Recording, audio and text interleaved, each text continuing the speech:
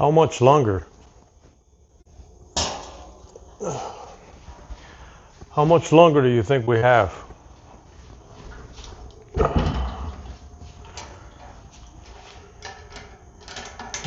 We think of that? How much longer do we think we have?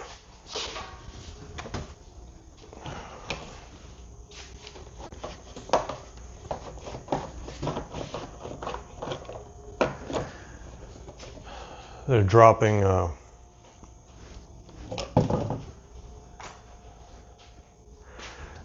bombs in residential areas. Dropping bombs on moms and babies. They're killing babies.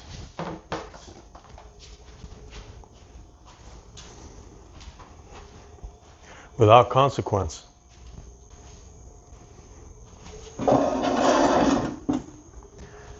They're just doing what thou wilt.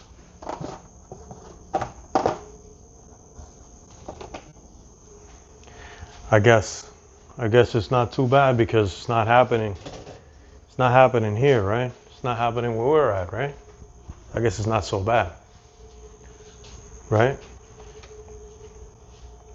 It's not that bad. Might as well not even be happening at all. It's not affecting us, right? But how long? How long do you think? How long do you think before it does start happening to us? How much longer do you think we have? How much longer do you think we have before we realize that the enemy is not really across the seas, but that the enemy is already here? That the enemy has always been here, within your own border lines. How much longer do you think? How much longer do you think before things that you have read about of tyranny and communism and overtaking of grand majority of the populace, genocide, things that are currently happening to other people across the globe, across the terrestrial plane, on other borderlines. Currently, how much longer do you think? How much longer? How much more do you think it will take for all of us to realize what we need to realize?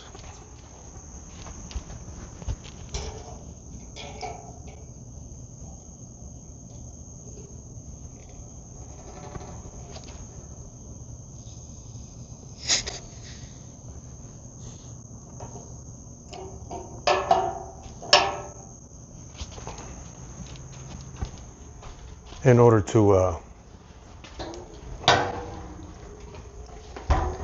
start acting accordingly. And when I say acting accordingly, I'm not necessarily evoking violence. I'm not necessarily speaking about violence. It's not what I'm referring to. That will inevitably, is that the word? As a consequence of what's going to happen and what is happening right now, that's not something I have to evoke at all. As a consequence, violence will happen as part of, but rather, how long will it take for us to realize the truth of the matter? That we are indeed past a point of conversation, of trying to plead with the ones that make the rules, that don't abide by their own rules, but expect us to obey them. That we need something more than the laws that have been given to us by man. How much longer do you think it will take for us to realize that violence only begets more violence? That hatred only brings forth more hatred.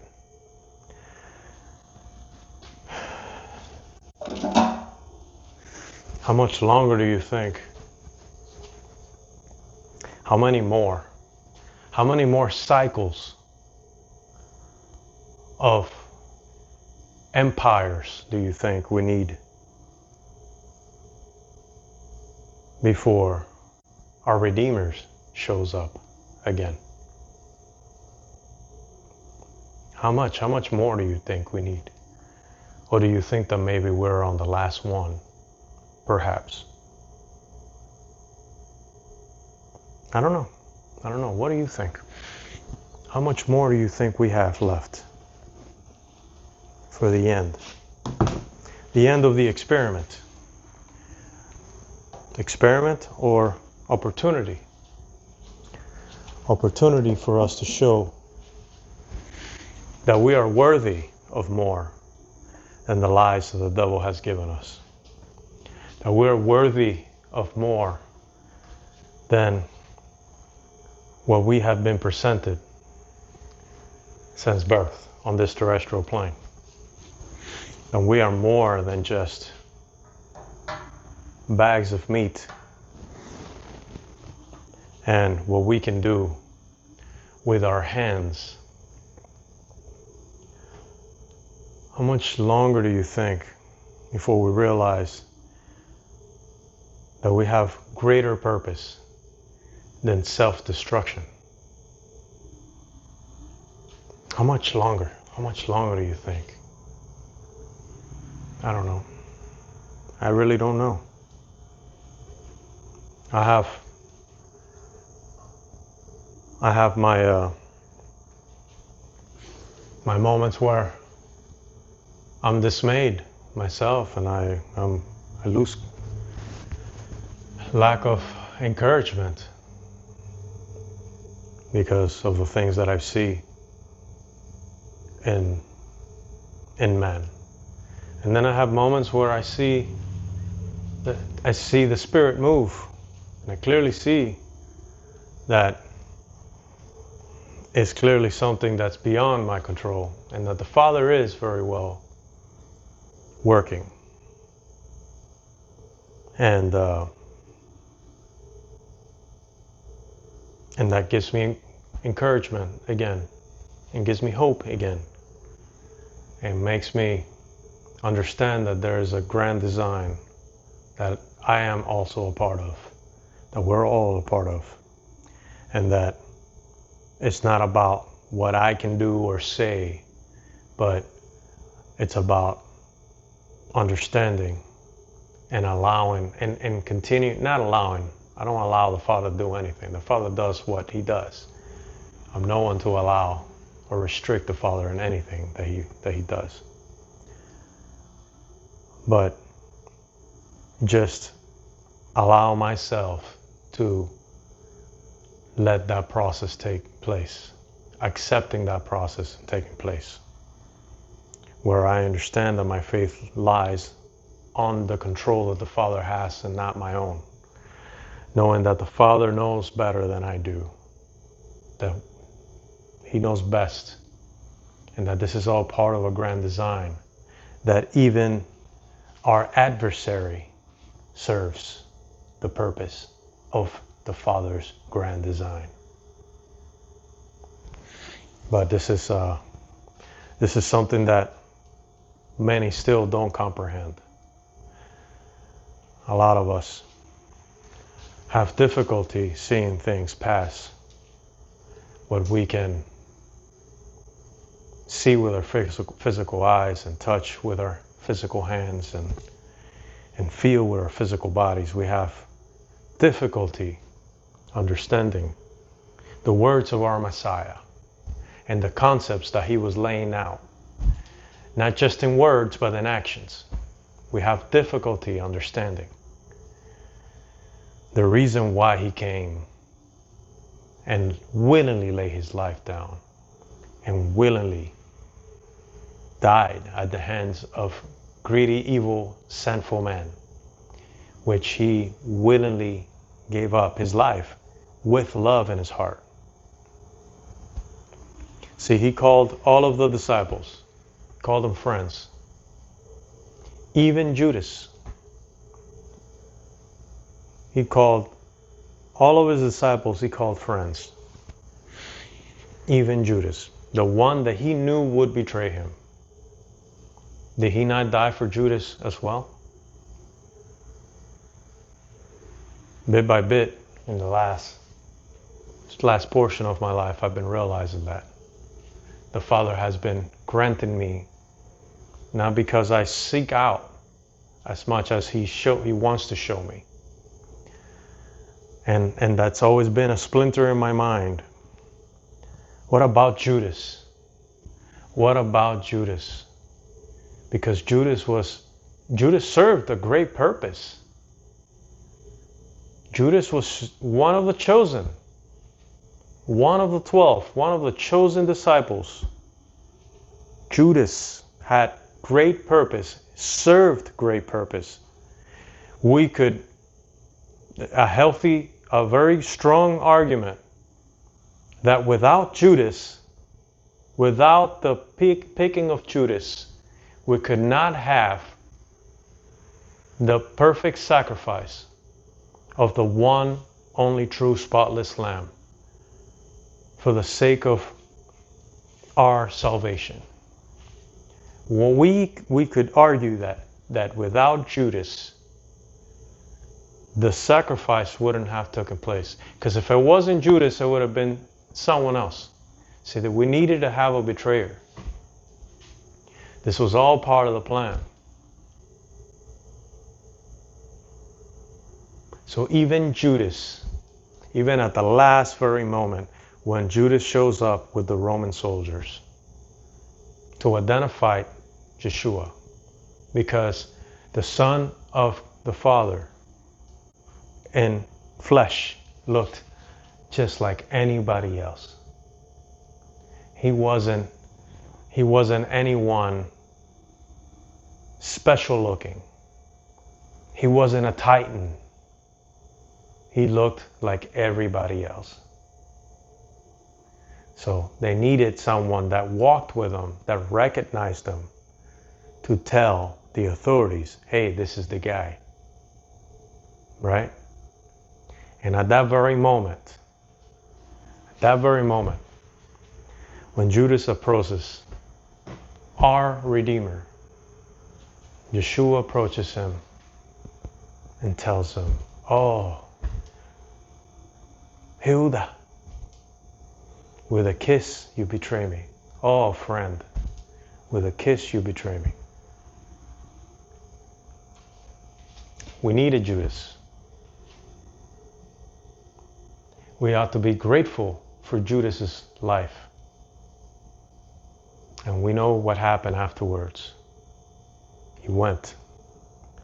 Will Judas not share a spot? We're just talking here. Will Judas not have a spot beyond the pearly gates, within the pearly gates, right? Whatever you want to call it. In the kingdom of our Father, will we not find Judas?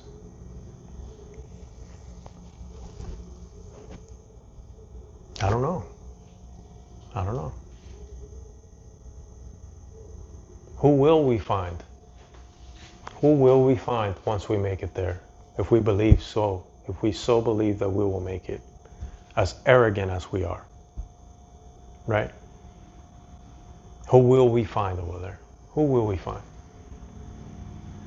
Will we find the adulterous woman that was brought to Jesus, to Yeshua? Will we find her? The one that Jesus said, let he who has no sin cast the first stone. And the accusers walked away, dropped their rocks and walked away. And Yeshua raised her and said, if no one finds fault in you, and neither do I. You see, I'm on that group, I'm on that crowd, the only one without sin. Extended his hand and said, neither do I condemn you.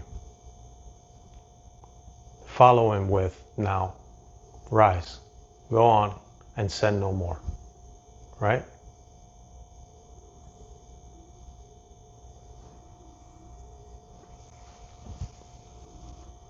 Who will we find?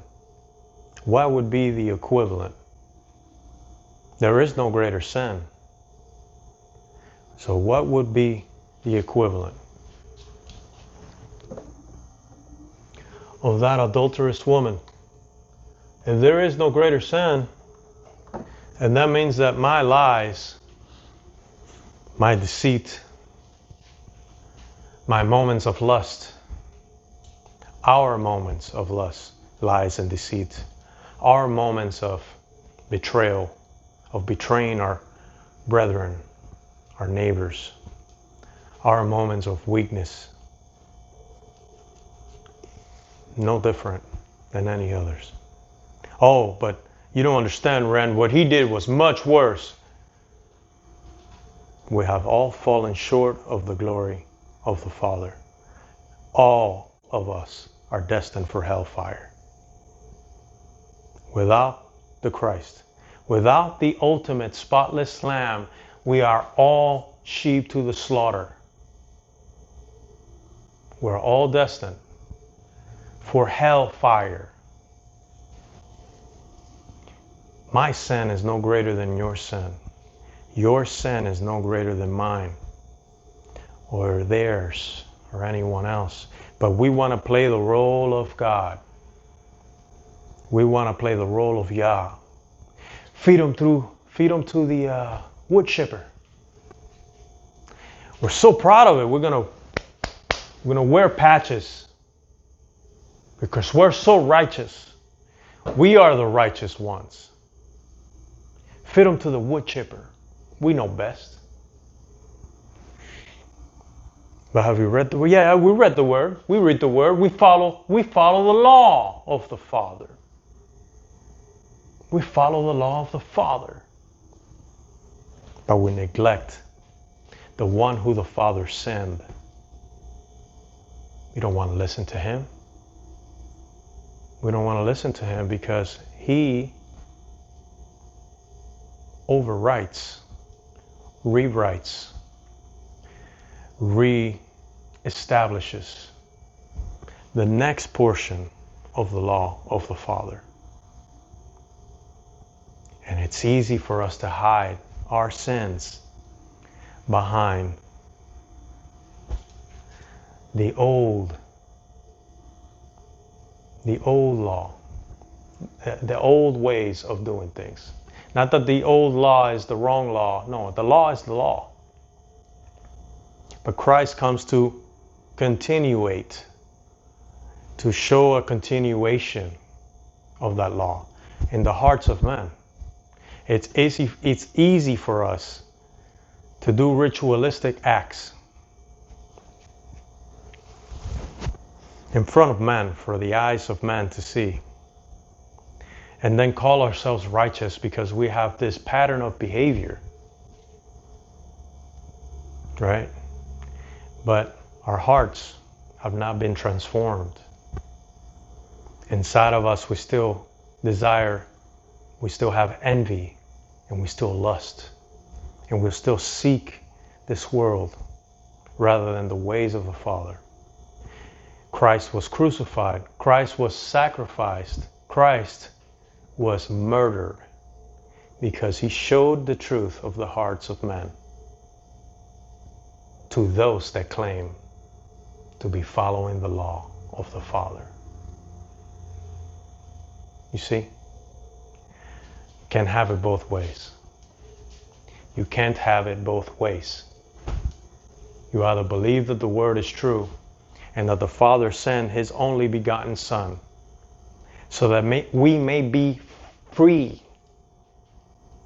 completely free from the bondage of our sinful nature. Or not believe in him, the one that the text says that is the only way back to the Creator. How long do you think? How long do you think? How long do you think before your favorite pastor is cornered up against the wall where he has to choose a side with the truth and face the consequences of a true follower of the Messiah, or side with the ones that gave him that 501c3 that allows him to hide his sin and live comfortably behind the devil's system, behind the devil's empire that has been promised. Oh, if you just bow down to me, all of this I will give you. That was Satan's offering to Yeshua HaMashiach when he was led for 40 days and 40 nights to go fast and to be tempted. He was led by the Spirit of the Father purposely before embarking on his ministry, on his purpose, to be tempted by the devil for 40 days and 40 nights. And that's one of the things that Satan had Lucifer, Hasatan, the adversary, had the audacity of tempting the Redeemer with. He took him to a high place and showed him, you see all of this? All of this I will give you. All of this I will give you if you would just bow down and worship me.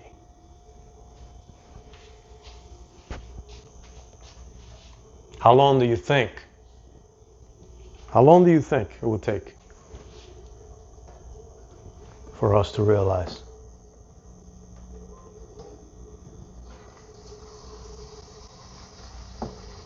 How long? How long do you think? Oh no, maybe maybe more violence. Yeah, more violence. No, let's just keep training. Let's keep training. Let's keep hoarding ammo and cans of beans. That's good. That's good. That's good. It's prudent. I have several buckets of rice and beans. It's prudent. There's nothing wrong with that. But if we are thinking that somehow out of our own physical efforts, without true revelation from above, that we are somehow going to beat what is coming, but by hiding in the wilderness, in our own acreage, outside of the big city, with our buckets of beans and a couple of group of people that we can barely stand, because we truly are not one with the Father. Therefore, we cannot be one with each other.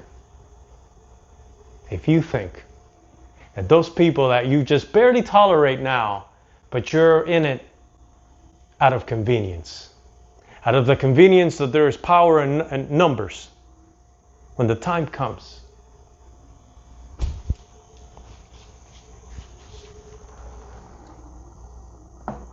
oh, I don't know. Perhaps I'm the one that's wrong.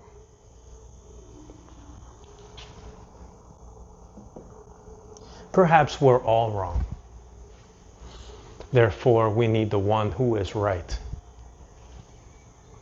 Perhaps resorting to our own logic is not the way to go. I don't know. I'm just a guy in a garage with a GED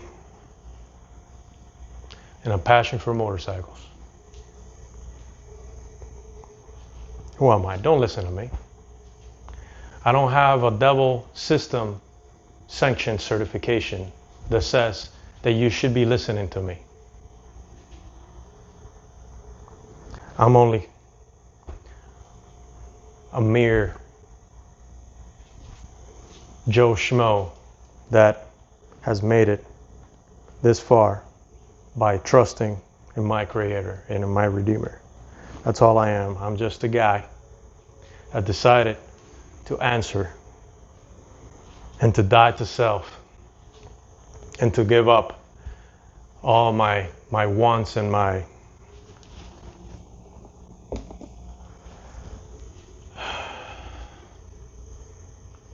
desires, my pride for life a long time ago. I'm just somebody that decided to heed the voice of the Spirit when He was telling me to let go of my old identity to regain a greater identity that He gives me, even if the eyes of man do not recognize that identity. I'm just someone that decided to say yes to the Father in spirit and truth and no to the world, even when that world meant not believing in what the pastor in the pulpit was telling me. Even when the things that man deem to be good are corrupted. Even when it meant to swim upstream, go against the grain, and have people think that I was crazy, and still to this day, right? Even then, I'm just a guy that decided to do that. I don't expect you to be like me, but the question still remains. How long do you think it will take? How long will it take?